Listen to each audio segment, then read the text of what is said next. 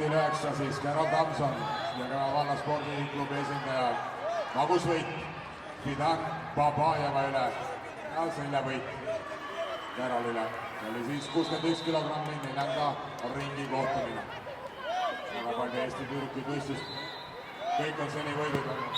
Geral on sammumas piedestaali suunas. See oli magus võit.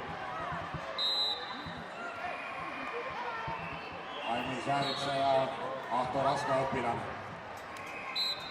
See turniiril üks tublimaid Eesti tüdrukuid, loodame, et neid on veel. Me kohtume mitmete Eesti tüdrukutega ka autasustamisseremoonia ajal.